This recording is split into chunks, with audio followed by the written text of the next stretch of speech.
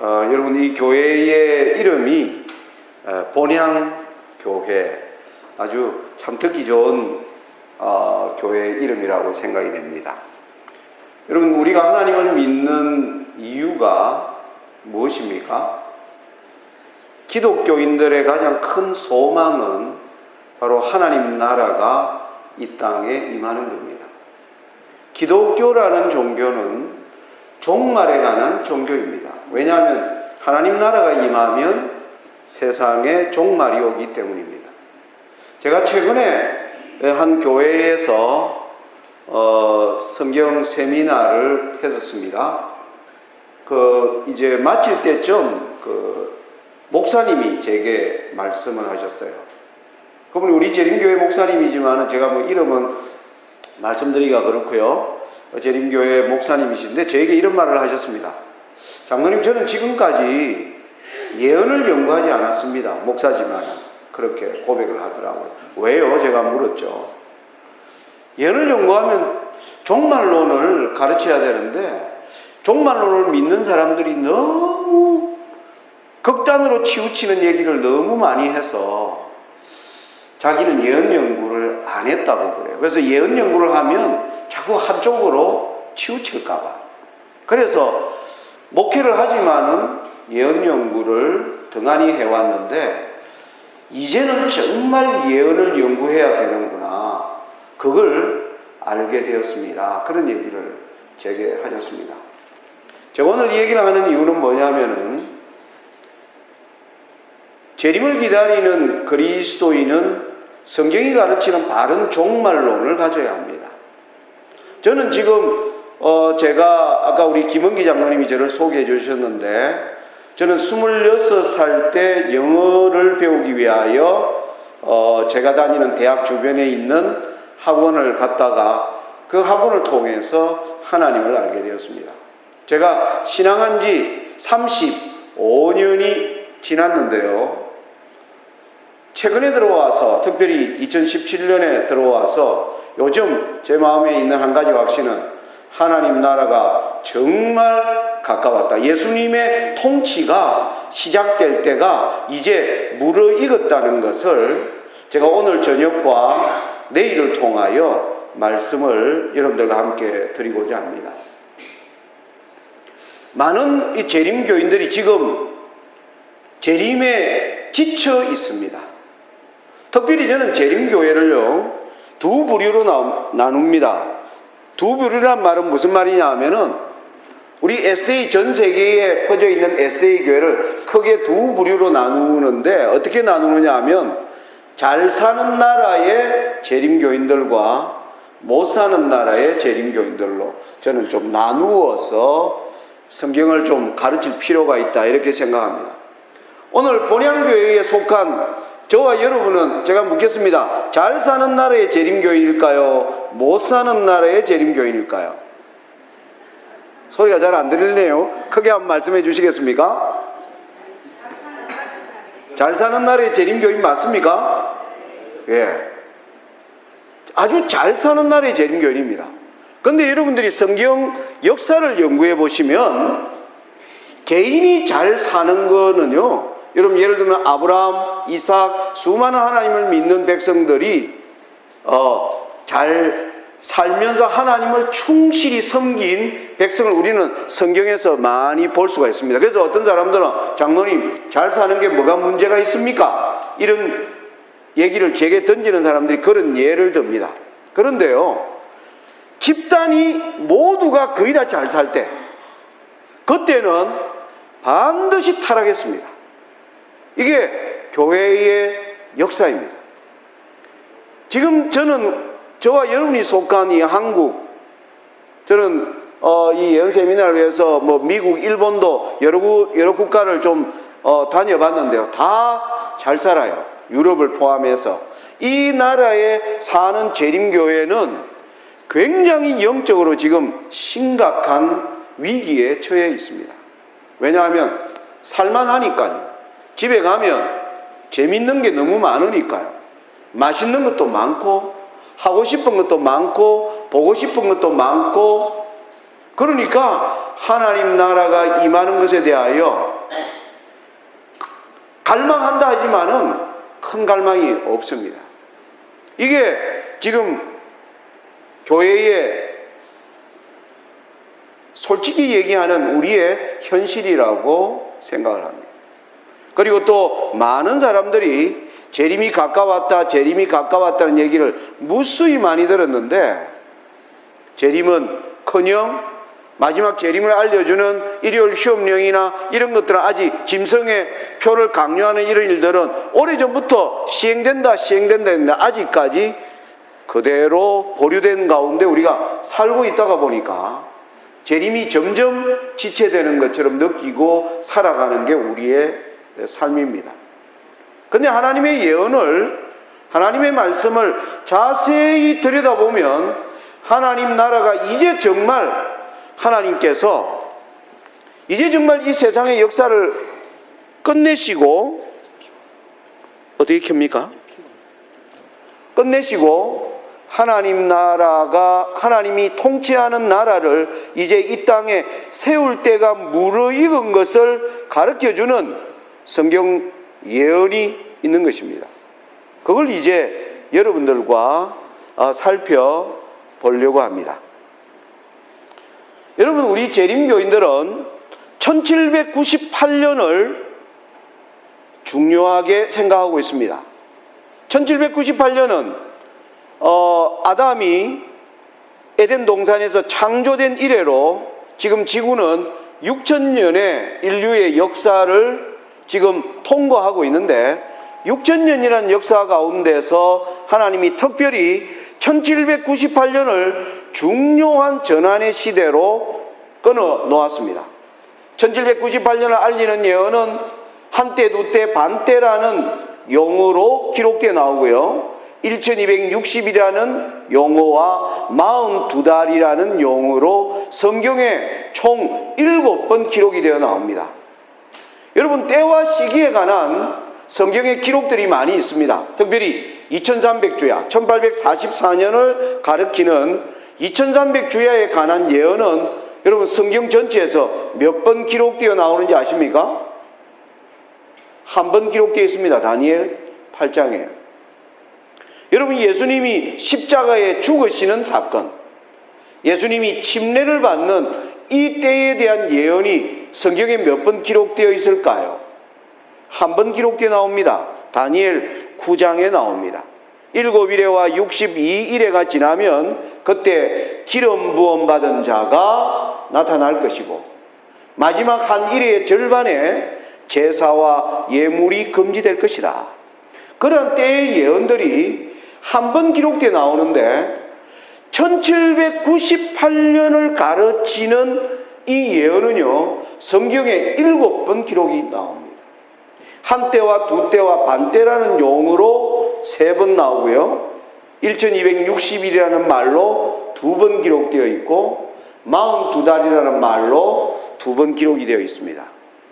그런 의미에서 교황권에 다스리는 기간에 교황권이 죽임을 당하는 1798년이라는 시간은 굉장히 중요한 시간입니다. 성경은 이 1798년 이후를 뭐라고 부르느냐 하면 마지막 때라고 부릅니다. 그러니까 6000년이라는 이 지금 구속의 역사의 기간 속에서 우리는 지금 1798년 이후로 지금 우리가 2017년을 사니까요, 219년 마지막 때가 시작된 지 219년이 흘러가고 있는 것입니다. 그런데 예수님은 아직 정확히 예수님이 가까웠다는 소리는 들리는데 정말 가까운 것을 우리에게 느끼는 일들이 일어나고 있지 않는 것입니다. 여러분, 한국에 2010년에 들어와서 전남 고흥에요. 우리나라도 미국처럼 이제 로켓을 발사하는 로켓 센터가 고흥에, 나로호 우주센터가 고흥에 있었습니다. 고흥에서 우주선을 발사한다는 발표를 할 때마다 고흥 주변에요, 여관에 사람들이 꽉 찼습니다. 뭐 하려고요? 그 로켓 발사되는 그 엄청난 광경을 사람들이 보려고 해요. 보통 2만 5천 명에서 3만 명이 그 시골 주변으로 모여들어서 여관이 터져나갔습니다. 그런데 여러분, 그 발사 계획이 여러 차례 뭐였습니까? 연기됐습니다. 한다 해놓고 당일 되면 뭐가 문제가 있어서 안 됩니다. 7번이나 연기를 했습니다. 여러분, 마지막 진짜 발사할 때는요, 여러분 몇 명 모인 줄 아십니까? 2,000명이 모이지 않았습니다. 왜 그랬습니까? 네, 사람들이 지쳐버린 것입니다.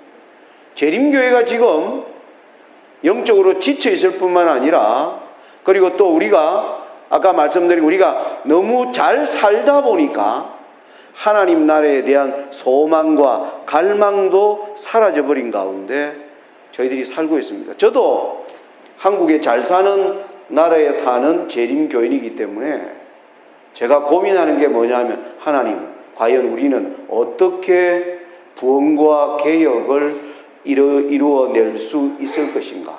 교회가 지도자들이 모이면 너전비를 위한 모임, 수많은 성경 강론회를 갖지만은 우리의 마음은 집으로 돌아가면요, 어떤 사람은 드라마에, 어떤 사람은 스포츠에, 어떤 사람은 자기가 좋아하는 무엇인가에 그냥 다시 거기에 빠져버리는 게 우리의 삶입니다.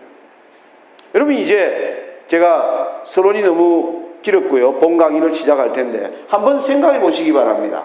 1798년 이후에 이게 마지막 때인데, 하나님이 이 마지막 때에 관하여 요한계시록 12장 12절에 이런 말씀을 하고 있습니다.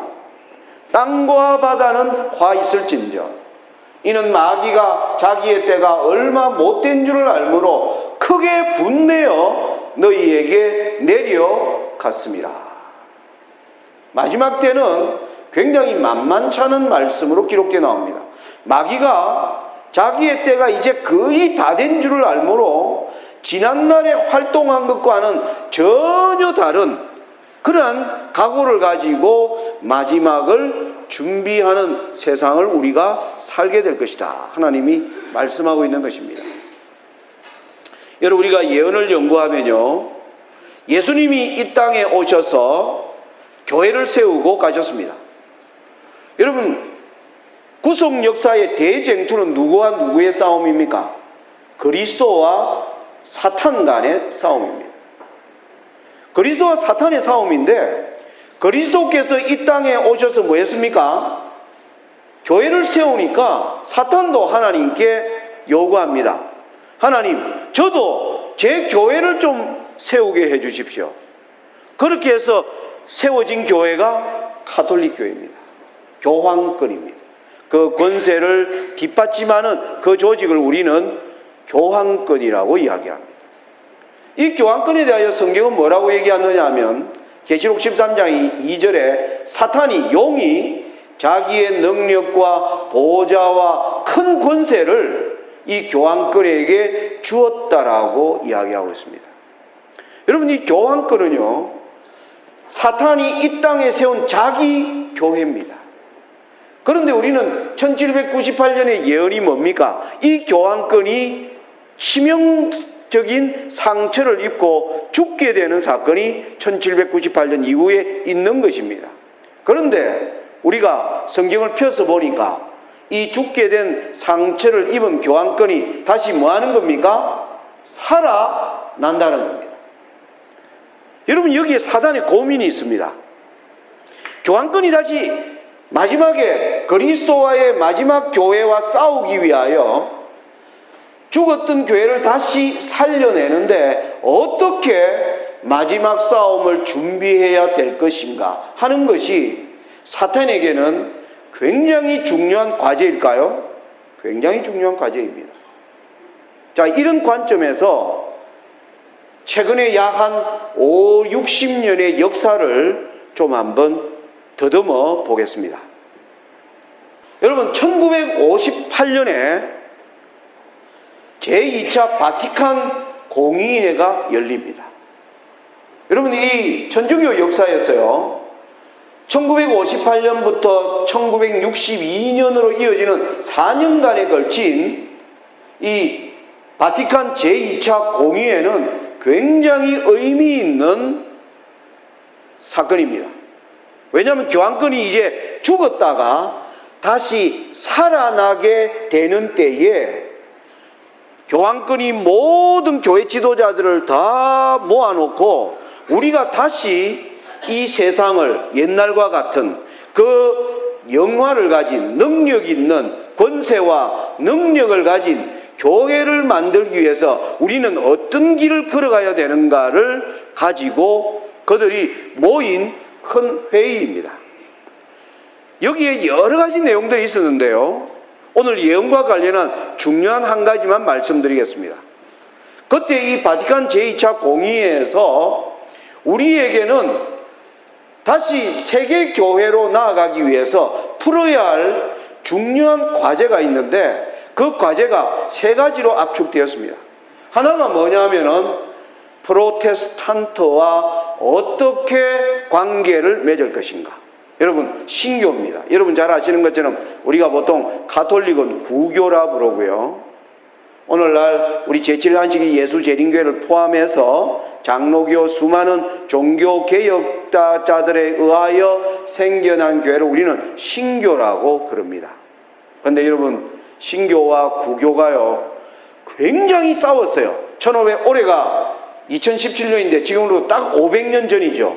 1517년에 마르틴 루터가 종교개혁을 일으켰습니다. 그 종교개혁 이후로 유럽 곳곳에 신교도들이 생겨나자 가톨릭과 신교도는 엄청난 싸움을 치렀습니다. 여러분, 그 대표적인 전쟁이 30년 전쟁입니다. 1618년부터 1648년으로 이루어지는 30년 전쟁 동안요, 여러분, 신교와 구교가 몇 명이나 죽인 줄 압니까? 3천만 명을 죽였습니다. 서로의 종교적 차이를 두고요, 엄청난 살인과 폭력이 난무했습니다. 200년의 역사 동안. 그래서 신교와 구교가 굉장히 원수지간입니다. 여러분, 미국이 세워진 것도 우리가 잘 알지 않습니까? 수많은 신교도들이 교황이 다스리는 유럽을 떠나서 아메리카로 떠난 이유도 교황이 없는 신교도만의 나라를 세우기 위하여 아메리카가 건설되고 한 이 역사를 우리가 알고 있는 것입니다. 그래서 제2차 바티칸 공의회는 우리가 세계교회로 나아가기 위해서는 신교도와 어떤 전략적으로 그들과 접근해야 돼. 옛날식으로 죽이고 싸우는 것은 안 된다. 그들도 깨달은 겁니다. 그래서 그들에 대한 전략이 필요하다. 또 하나가 뭐냐면은 공산주의였습니다.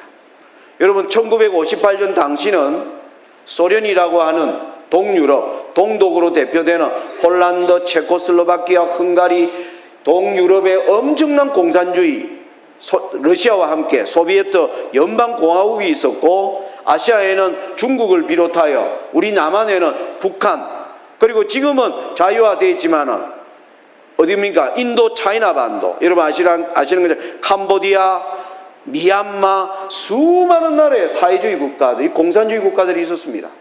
지구의 절반이 민주주의였고 절반이 공산주의였습니다. 이 공산주의와 어떠한 관계를 가질 것인가? 이게 바티칸 제2차 공의회가 가졌던 두 번째 과제입니다. 첫째는 신교도와 어떻게 관계를 맺을 것인가? 두 번째는 공산주의를 어떻게 할 것인가? 또 하나가 남았습니다. 세 번째입니다. 이슬람과 어떻게 할 것인가? 여러분, 이슬람은 AD 620년에 마호멧이 이슬람을 만든 이후로 AD 7세기부터요 18세기까지 교황권과 이슬람은 1000년 동안 여러분 전쟁을 몇 번이나 치렀느냐 하면 7000번 이상의 전쟁을 치렀습니다.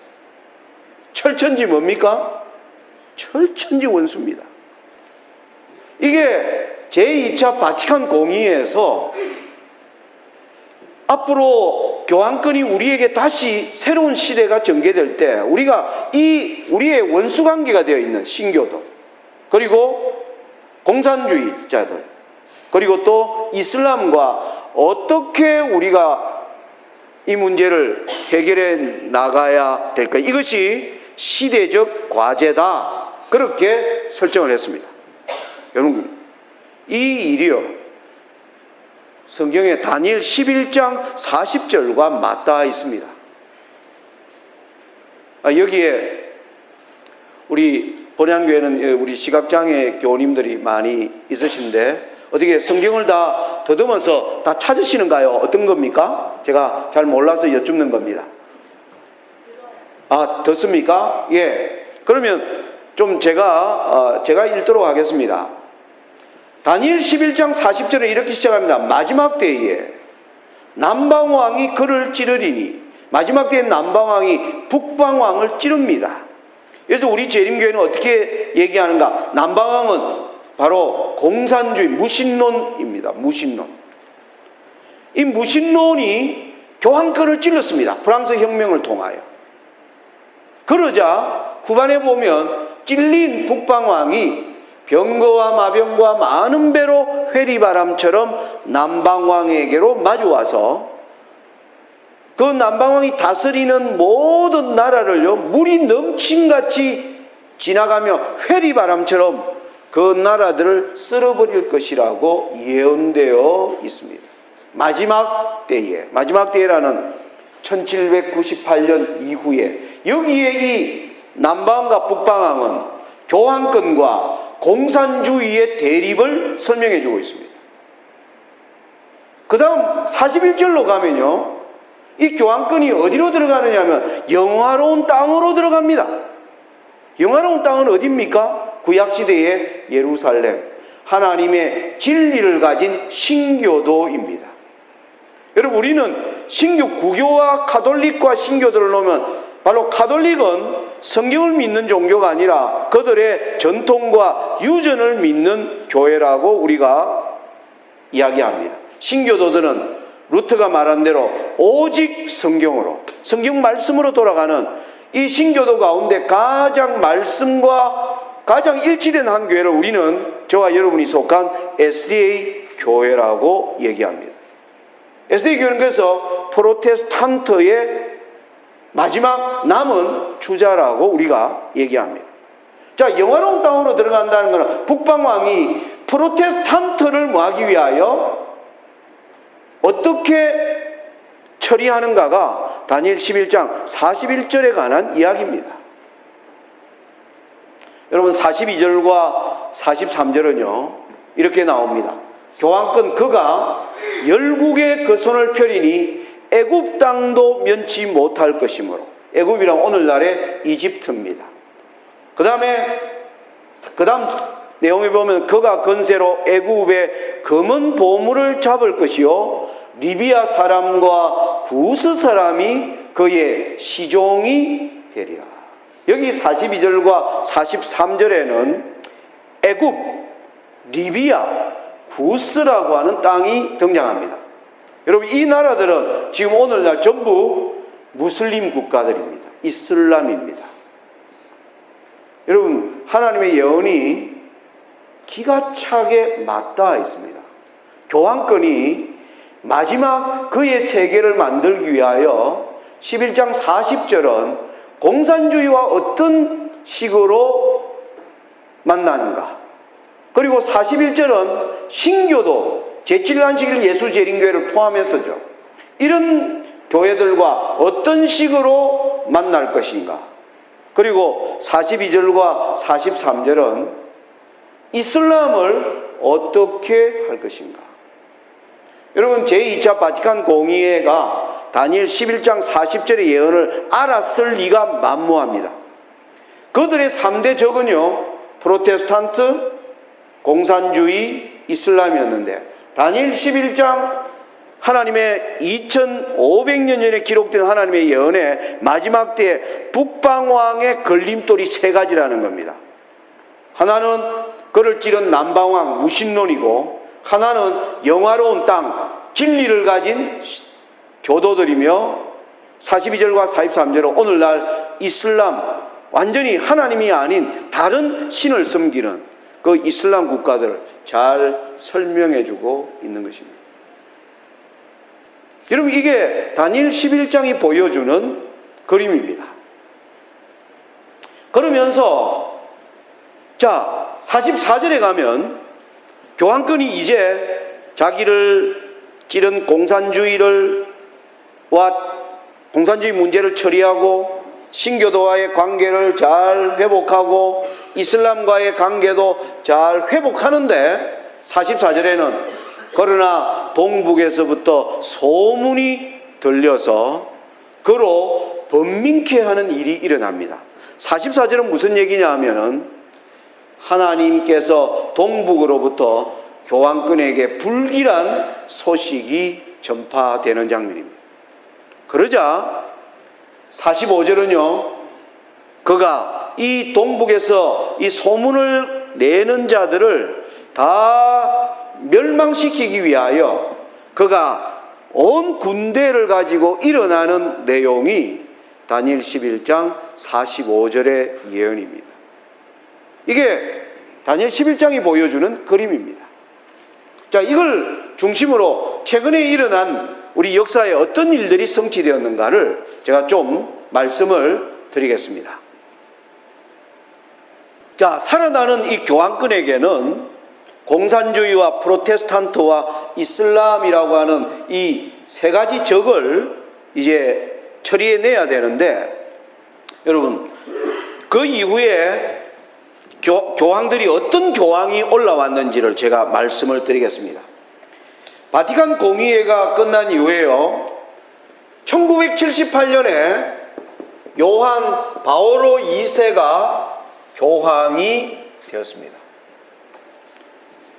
여러분, 천주교회는요, 지도자를 세울 때요, 세계적인 안목을 가지고 지도자를 세웁니다. 왜냐하면 그 교황권은 사탄이 직접 주인이기 때문입니다.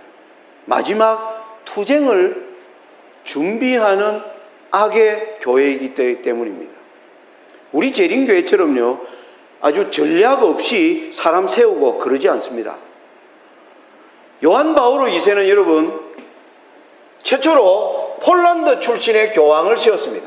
폴란드는 이 당시 공산주의였습니다. 공산주의 출신의 교황을 세웠습니다.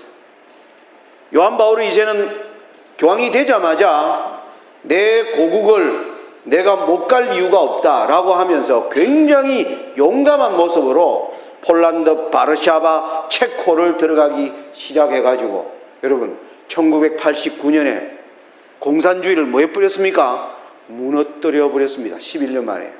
요한 바오로 2세가 취임하자 11년 만에 모든 소련이 분열되고 동독, 루마니아, 불가리아, 헝가리, 체코슬로바키아, 폴란드, 이런 모든 나라들이 전부 뭐였습니까? 전부 공산주의를 포기하고 다 들어오게 된 겁니다. 여러분, 이게 1980년, 90년대에 이 요한 바오로 2세가 이룬 업적입니다. 여러분, 그러면서 2005년에 요한 바오로 2세가 죽자 베네딕토 16세가 교황이 되었습니다.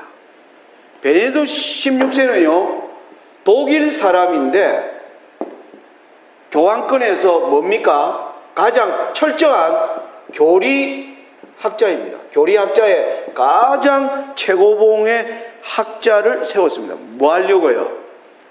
다른 교회와 대화하기 위하여. 그때 나온 얘기가 뭐냐면 종교 간의 대화입니다. 종교 간의 대화.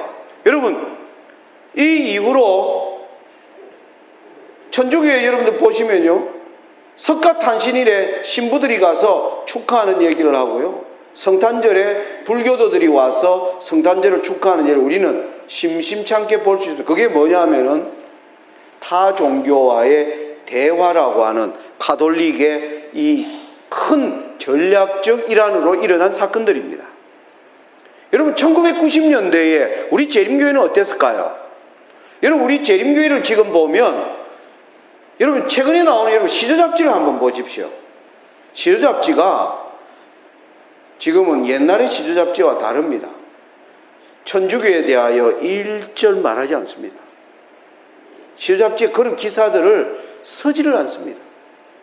옛날에 시조 잡지는, 시조라는 뜻이 뭡니까? 시대의 징조. 영어로 하면 Signs of Times. 그래서 시조 잡지는 예언에 대한 얘기와 마지막 때 악의 세력들에 대한 그러한 흐름에 관하여 끊임없이 증거하던 잡지가 시조 잡지입니다. 근데 시조 잡지에 여러분 10여 년 전부터 시조 잡지에 그런 기사가 하나 둘씩 사라지더니 이제 한 4, 5년 전부터는 아예 전멸입니다. 여러분 삼육대학에 다니엘 예언 세미나가 있습니까? 없습니까? 없습니다.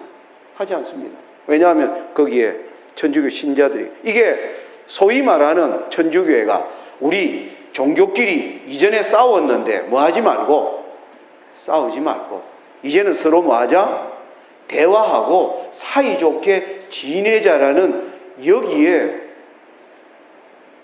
하나님의 백성들이 어떻게 대응해야 되는지에 대한 저는 기도와 무장이 우리가 부족한 것입니다. 여러분 우리는 1990년대 우리 재림교회는 무슨 일까지 했느냐 하면요, 1990년대에 시작되면서 천주교와의 대화로 우리 재림교회 목사님들을 천주교 수도원에 보냈어요. 수도원에 가서 천주교의 영성 프로그램을 배워오게 했습니다. 그걸 배워가지고 20년 동안 재림연수원에서 뭐 했습니까? 재림연수원 말 못하게 하고 관에 들어갔다 나오고 십자가에 달리고 하는, 이게 전부 어디서 하는 겁니까? 천주교 수도원에서 하는 것입니다. 그걸 우리가 받아가지고 그런 차원을 한 겁니다. 그러니까 천주교의 사이가 어떻게 된 겁니까? 좋아진 거예요. 좋아진 거예요. 사이가 좋아졌는데 우리의 색깔을 내는 발언을 할 수 있을까요? 저 같은 사람을 세우면 될까요? 안 될까요? 저 같은 사람 세우면 큰일 나죠. 입만 열면 뭐 하는 겁니까? 교황권이 사단의 하수인이라고 그러는데, 지금 종교 간의 대화는 이런 식으로 가버렸습니다. 여러분 또 하나 여러분 미국을 보십시오. 미국 가톨릭이 지긋지긋해서 신교도 국가를 세우려는 미국에 지금 미국 인구가 3억 1천만 명인데요, 가톨릭 교도가 1억을 돌파해버렸습니다. 1억을 돌파해버렸습니다. 미국은 이미 무슨 국가가 되어버렸습니까? 가톨릭 국가가 되어버렸습니다. 미국에 한 종파로 따져서 가장 많은 신도를 가진 1위가 바로 가톨릭입니다. 옛날에는 남침례교회가 미국에서 가장 큰 교파였는데 지금은 천주교회가 가장 압도적으로 큰 교파가 되어버렸습니다. 여러분 가톨릭은요 공산주의를 무너뜨리고 프로테스탄트를 자기 편으로, 적어도 자기를 욕하지 않는 존재로 다 만들어버렸습니다. 자기를 욕하지 못하는 존재로 만들어버렸습니다. 자, 이제 남은 것이 이슬람입니다. 여러분 그런데 이 베네딕토 16세는요 교리를 통해서 종교 간의 대화를 주도했습니다. 모든 종교가 불교와 이슬람까지도 주도했는데 이 베네딕토는 2006년에 레벤스부르크라고 하는 독일의 도시에서 행한 연설이 큰 파장을 일으켰습니다. 그때 이 베네딕토 16세가 무슬림을 향하여 무슨 얘기를 했냐면 종교의 이름으로 폭력을 행하면 되지 않는다, 그렇게 하자 무슬림 사회가 발칵하고 뒤집어졌습니다. 무슬림이 무슨 폭력단체냐? 무슬림 중에 과격한 폭력단체가 있기는 하지만 전체적인 무슬림은 그렇지 않은데, 아무튼 교황의 말이 와전되어서 베네딕토 16세가 사과하는 일까지 있었는데 이슬람이 문을 열지 않았습니다. 여러분 그 결과라요 어떤 일이 있었느냐 하면은, 여러분 베네딕토 16세가 2013년에 나 교황을 그만두겠다라는 선언을 하게 됩니다. 여기 교황의 마지막 선언문을 제가 가지고 있습니다. 교황이 마지막 때 세상을 향하여 한 선언문. 거기에는 이렇게 나옵니다. 지금 변화무쌍한 시대에, 할 일이 많은 때에 나는 너무 나이가 많고 이제 체력이 따르지 않아서 내가 이 중대한 직무를 치를 수가 없을 것 같아서 이제 나는 새로운 리더에게 이 자리를 내어놓으려고 한다. 그렇게 하면서 베네딕토 교황이 자리를 떠났습니다. 여러분, 세계는 굉장히 박수를 쳤습니다. 여러분, 교황에 한번 선출되면 죽을 때까지 하거든요. 교황직은. 뭐 임기제가 아니고요. 죽을 때까지 하는데, 여러분, 사람이 권세를 가지면 다 죽을 때까지 하려고 합니까? 안 합니까? 다 하려고 하는데 그 막강한 자리를 자기가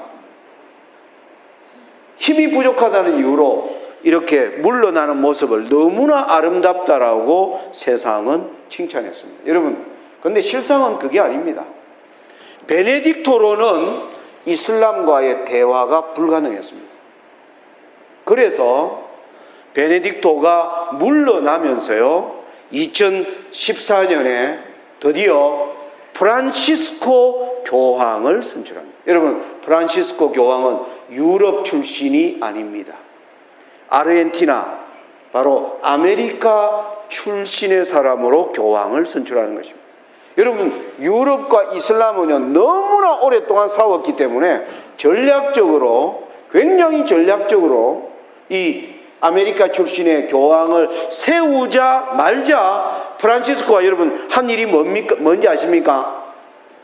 람페두사라고 하는 섬을 방문했습니다. 여러분, 람페두사라는 섬을 들어보셨나요?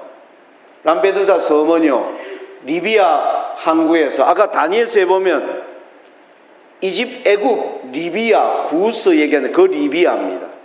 리비아의 트리폴리라는 항구에서요, 배를 타고 약 180km를 가면 만나는 섬인데, 그 섬이 이탈리아 정부 소속의 섬입니다. 그 말은 뭐냐면 그 섬에 상륙하면 유럽으로 들어갈 수 있는 허가를 그 당시는 자동적으로 얻을 수가 있었습니다. 여러분 아시는 것처럼 최근에 이슬람은 분열되기 시작했습니다. 특별히 IS라고 하는 아주 극악한 무장단체가 나오면서 시리아 사태가 또 장기화되면서 이슬람이 지금 갈기갈기 찢어져 나오면서 내전과 그리고 폭력과 경제 위기들이 다 겹치면서 가난한 사람들이 살 곳이 없어져 버렸습니다. 그들이 간 곳이 어디냐면 배를 타고 람페두사 섬으로 가는 겁니다. 여러분, 여기에 지도를 볼 수 있는 분은 이 지도를 통해서 보시면요, 여기에 빨간 선으로 되어 있는 것이 바로 그 무슬림 난민들이 어떠한 루트를 통하여 람페두사 섬을 가는지를 보여주는 지도입니다. 교황이요, 프란치스코 교황이 되자마자 이곳을 찾아가서 거기에 수많은 가난한 무슬림들, 그리고 먹을 것이 없고요, 앞날에 대하여 두려워하고 추위와 굶주림에 떨고 있는 사람들을 위하여 기도를 해주고 그들의 발을 씻어주고 그들의 발에 입 맞추면서 무슬림이 하나님 안에서 한 형제라는 놀라운 사랑을 실천하기 시작했습니다. 이게 프란시스코 교황이 일어나는, 여러분 이 배는 자그마한 배예요. 이 람페두사로 가기 위해서 수많은 사람들이 이 배를 타고 가다가 중간에 지금까지 죽은 사람이, 지중해에 빠져서 죽은 사람이 47,000명이 물에 빠져 죽었습니다. 여기에는 생사를 걸고 유럽으로 들어오려는 사람들을 교황이 어떻게 맞이했는가를 보여주는 겁니다. 여러분, 이 루트 외에 이제 지중해를 통하지 않고 지금은 터키를 통해서 오스트리아를 넘어 헝가리를 넘어 독일로 들어가는 루트들이, 이 교황이 계속 난민들을 뭐 하는 겁니까? 받아들이라는 그러한 호소를 함으로 말미암아 교황 자신이 두 난민을 바티칸의 이름으로 받아들이는 그런 전 세계의 큰 뉴스거리로 되어 있었습니다. 유럽이, 여러분 요즘 뉴스에 보는 게 뭡니까? 이슬람 사람들이 일으키는 뭡니까? 테러 문제로 지금 유럽이 몸살을 앓고 있습니다. 그런데 그 사람들을 향하여 끊임없이 손길을 내미는 한 사람이 누굽니까? 바로 프란치스코 교황인 것입니다. 세계가 이 사람을 지금 정말 착한 이웃이다, 선한 사마리아인이라는 그 칭호를 교황이 받을 만한 일들을 해나가고 있는 것입니다. 지금 여러분 유럽에 교황의 이러한 일들을 통하여 난민들이 여러분 얼마나 많이 들어온가? 독일에요 340만 명의 난민이 독일에 들어왔습니다. 2016년 통계 지금도 계속 들어가고 있습니다. 프랑스에 300만, 유럽에요 2천만 3천만 명의 난민들이 유럽으로 들어갑니다. 여러분 이전까지는 서로 철천지 뭐였습니까? 원수였는데 교황이 다스리는 나라로 지금 무슬림들이 그 나라로 들어가는 게 뭐 하는 겁니까? 꿈이 되어버렸습니다. 유럽의 지금 성당에는요 미사를 드릴 때마다 수많은 무슬림들로 가득 차고 있습니다. 여러분 우리는 지금 이 예언을 통하여 제가 여러분들에게 말씀드리고자 하는 것은 다니엘서의 이 마지막 때에 관한 예언이 놀랍게 우리의 시대에 지금 성취되고 있는 것입니다. 여러분 지난 4월 28일 오늘이 약 2달 전이죠. 교황은 이집트에 갔습니다. 프란시스, 여기 나오는 이 사진은 이집트 카이로에 교황을 환영한다고 하는 수많은 배너가 카이로를 가득 뒤덮었습니다. 여러분 이슬람이 지금 성경의 말씀대로 역사를 통하여 교황과 끊임없는 투쟁의 역사를 가졌던 공산주의, 프로테스탄트, 이슬람이 지금 교황권 앞에 다 무너지는 우리는 이 예언을 보고 있는 것입니다. 이 예언이 이루어지면요 아까 11장 44절을 다시 봅니다. 이때 교황권이 40절에 공산주의를 무너뜨리고 41절에 신교도들과 관계를 회복하고 42절과 43절에서 이슬람에 대한 지배력을 강화시키게 되면 44절에 동북에서부터 소문이 들리는 겁니다. 여러분 동북에서 들리는 소문이 뭔지 아십니까? 바로 성경으로 풀어야 되기 때문에 이사야서 41장에 보면 이 하나님께서 동북에서 사람을 부르는 내용이 나옵니다. 한번 읽어 보겠습니다. 이사야서 41장입니다. 이사야서 41장 25절입니다. 내가 한 사람을 일으켜 북방에서 오게 하며 내 이름을 부르는 자를 해 돋는 데서 오게 하였나니, 내가 한 사람을 북쪽에서 일으키고 해 돋는 편에서 일으키겠다. 동쪽과 북쪽으로부터 하나님이 한 사람을 일으키겠다. 여러분 이사야 41장에 기록되어 있는 이 한 사람은 누구냐 하면 이사야 41장 이유를 살펴보면 고레스를 말하고 있습니다. 이사야 44장을 가보겠습니다. 이사야 44장을 가면 하나님이 일으키는 한 사람이 어떤 사람인가가 나오는데요. 44절에 이렇게 말합니다. 내 종의 26절부터입니다. 이사야 44장 26절부터 내 종의 말을 응하게 하며 사자의 모략을 성취하게 하며 예루살렘에 대하여는 이르기를 거기 사람이 살리라 하며 유다 성읍들에 대하여는 이르기를 중건될 것이라. 내가 그 황폐한 곳들을 복구시키리라 하며 기쁨에 대하여는 이르기를 마르라. 내가 너 강물들을 마르게 하리라 하며 고레스에 대하여는 이르기를 그는 나의 목자라. 나의 모든 기쁨을 성취하리라. 하나님이 여기서 고레스를 뭐라고 얘기하느냐 하면 예루살렘을 다시 세울 사람.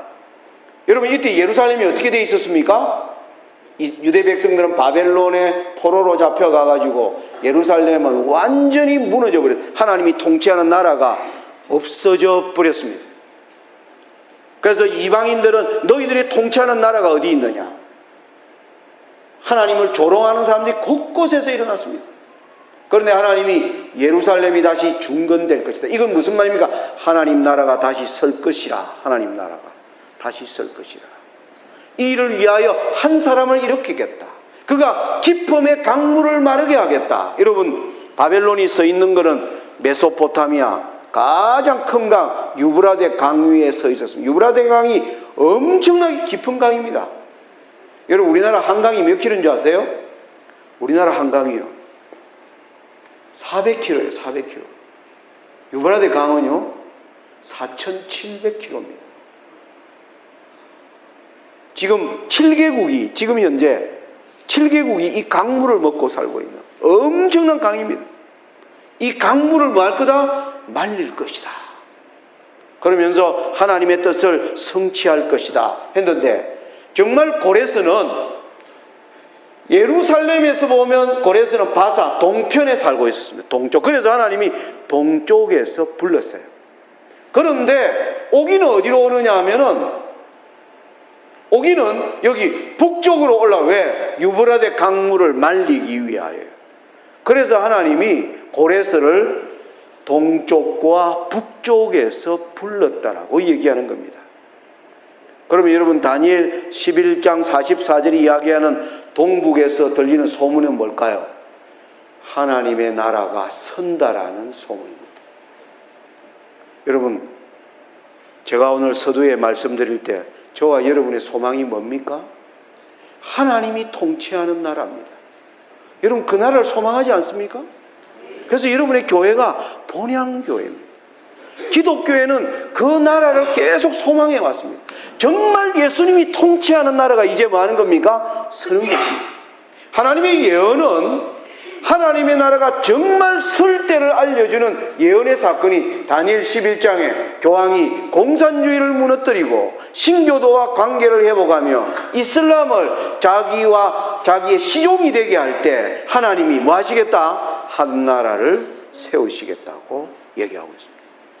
여러분, 지금은 제가 아까 서두에 말씀드린 것처럼 1798년 이후로 200년이 지나가면서 하나님 나라가 서지 않으니까 사람들이 아이고 200년 동안 선다 하더니 서지도 않던데 또 누가 와서 선다 하네? 진짜 설란가?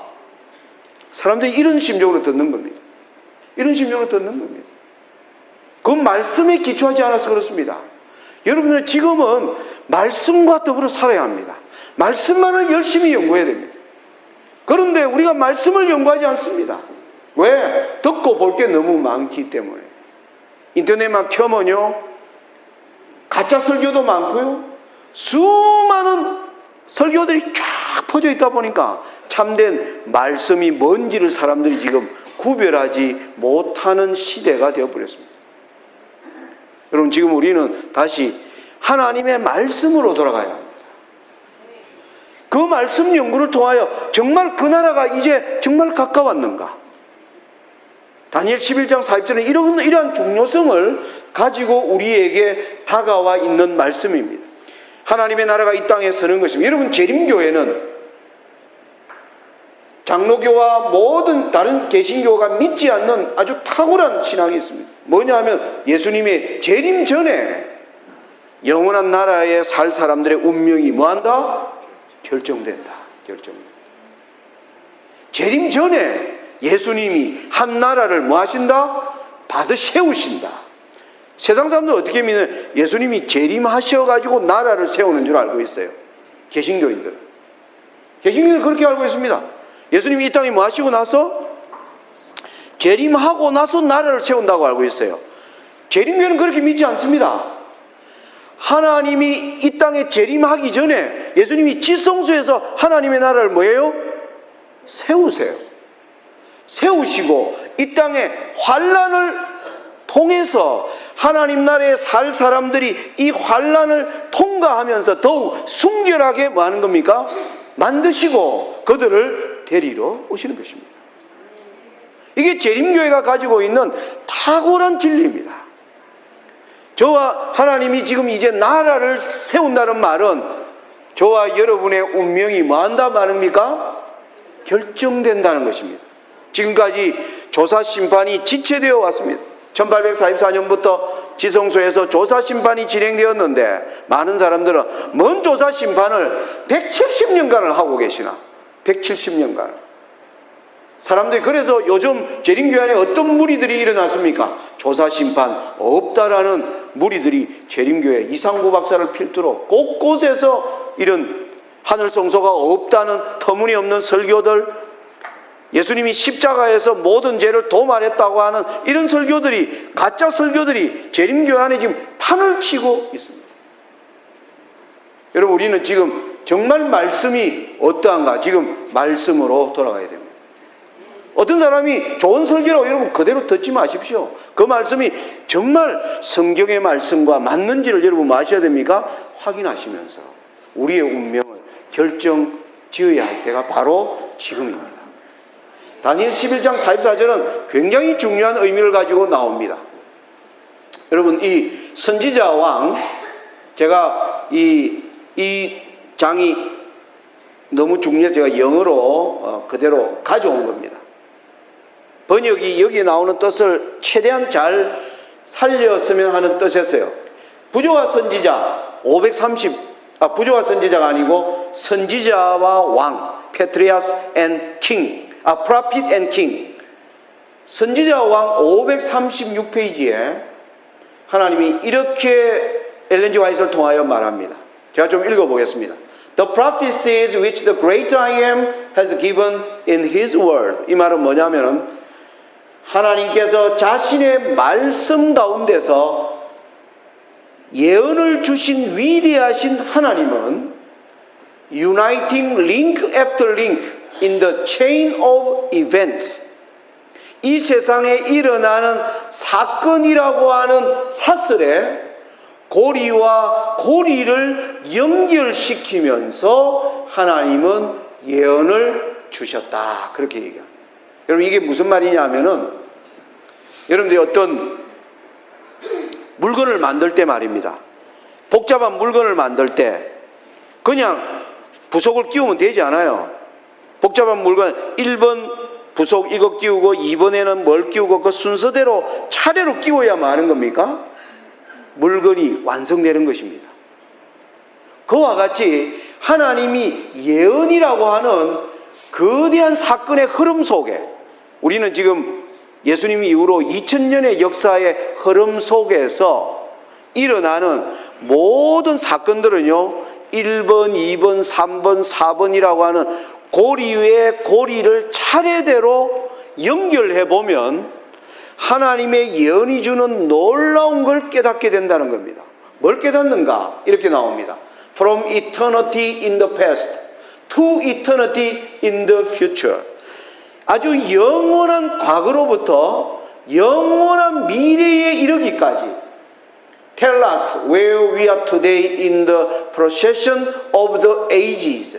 우리는 시대라는 거대한 흐름 속에서 오늘 우리가 정확히 어디에 서 있는지를 하나님은 보여주십니다.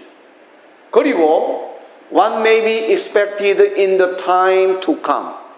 이어서 어떤 일이 일어날지를 우리가 뭐 할 수 있도록? 예상할 수 있도록. 다시 말씀드리면 이런 겁니다. 위대한 말씀 가운데 예언을 행하신 하나님은 우리가 역사라고 하는 사건들이 일어나는 이 흐름의 사슬 속에서 한 사건들은 그냥 일어나는 사건이 아니라 1번 사건, 2번 사건, 3번 사건, 4번 사건이 서로 의미를 주고받으면서 연결되는 가운데 차례대로 사건들이 일어난다는 겁니다. 그 사건들이 일어나는 걸 보면 우리가 영원한 역사 속에서 우리가 지금 어디에 서 있는지를 정확히 말하기 위하여 보여주기 위하여.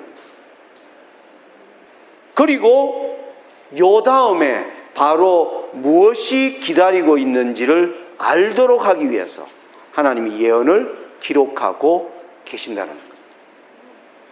여러분, 이런 관점으로 제가 다니엘 11장을 다니엘 11장 40절에 보니까 마지막 때에 교황권이 공산주의를 어떻게 처리할 것인가, 41절은 신교도들을 어떻게 다룰 것인가, 42절과 43절은 이슬람을 어떻게 무릎 꿇게 할 것인가. 그 일이 이루어지면 44절은 하나님이 한 나라를 뭐 한다는 겁니까? 세운다는 겁니다.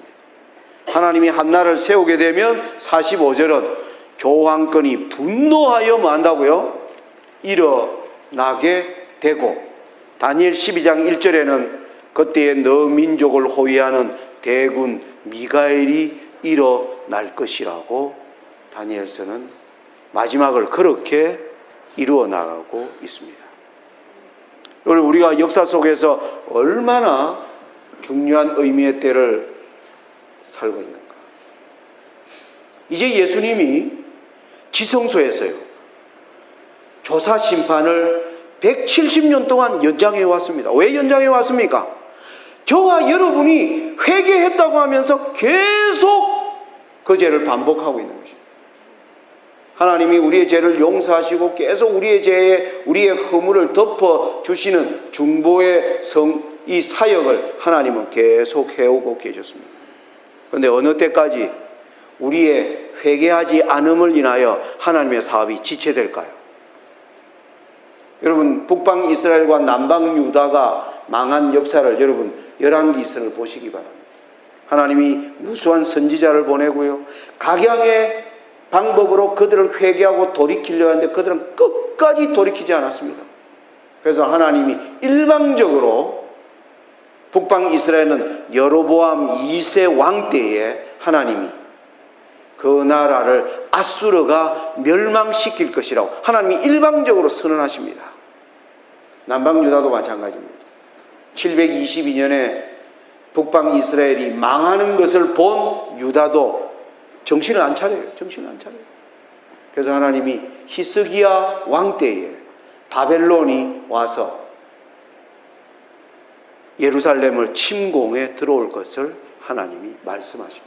여러분, 이것은 뭐냐면 하나님이 자비로서 우리의 구원을 위하여 하나님이 참으시지만은 하나님이 우리의 목이 곧고 불순종함을 인하여 하나님이 자신의 사업을 끝장내는 것은 하나님의 권한 가운데 있다는 걸 우리가 기억하셔야 됩니다.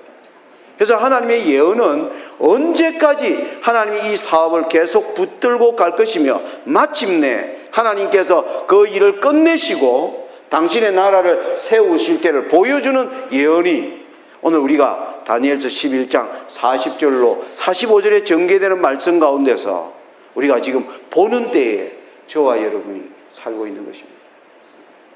내일은 제가 예수님이 하시는 지성소 사업의 구체적인 것이 어떤 의미인가를 제가 다시 여러분들과 말씀으로 보도록 하겠습니다. 아무쪼록 여러분들이 하나님을 사모하는 여러분들, 여기 특별히 본향교회는 시각장애인들이 많으십니다.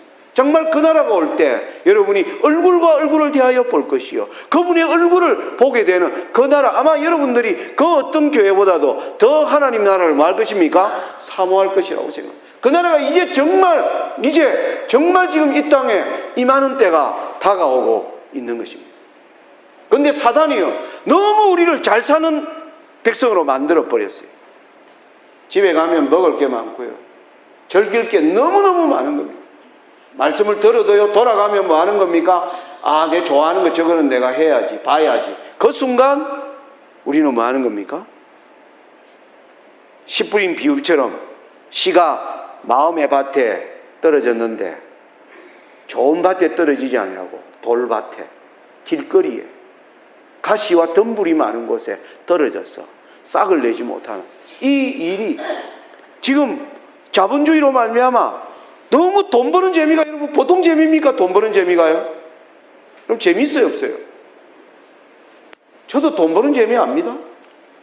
저도 중국에서요, 돈 정말 재미있게 벌어봤어요.